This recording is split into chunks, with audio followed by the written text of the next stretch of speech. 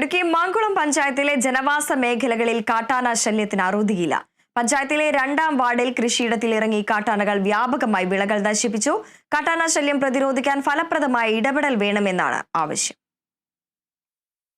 കാട്ടാനകൾ കൂട്ടത്തോടെ ഇറങ്ങി കൃഷി നശിപ്പിച്ചതോടെ ഉപജീവന മാർഗമടഞ്ഞ് പ്രതിസന്ധിയിലായിരിക്കുകയാണ് മാങ്കുളം പഞ്ചായത്തിലെ 2ാം വാർഡിൽ താമസക്കാരിയായ വിജയമ്മ.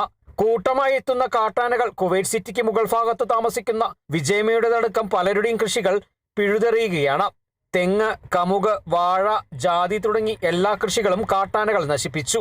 എന്നാൽ ഇവയെ തുരത്താൻ വനവകുപ്പ് ഒരു നടപടിയും സ്വീകരിക്കുന്നില്ലെന്നാണ് ഇവരുടെ പരാതി. കാട്ടാനകൾ ഇറങ്ങി പുരയിടത്തിലെ ഉപജീവന മാർഗമെല്ലാം നശിപ്പിച്ചതിനാൽ ഇനി എന്തു ചെയ്യുമെന്നറിയില്ലെന്ന് കർഷകർ പറയുന്നു. 96 ഉൾപ്പെടെ മാങ്കുളം പഞ്ചായത്തിലെ വിവിധ ഭാഗങ്ങളിൽ മാസങ്ങളായി കാട്ടാനശല്യം തുടരുകയാണ്. ഇതോടെ കൃഷിയിടങ്ങൾ പലതും തരിശായി. വീടും സ്ഥലവും ഉപേക്ഷിച്ച് പലായനം ചെയ്യുന്നവരുടെ എണ്ണവും വർദ്ധിച്ചു. കാട്ടാനശല്യം പ്രതിരോധിക്കാൻ ഫലപ്രദമായ ഇടപെടൽ വേണമെന്നാണ് ഇവരുടെ ആവശ്യം. Kerala vision news, Idukki.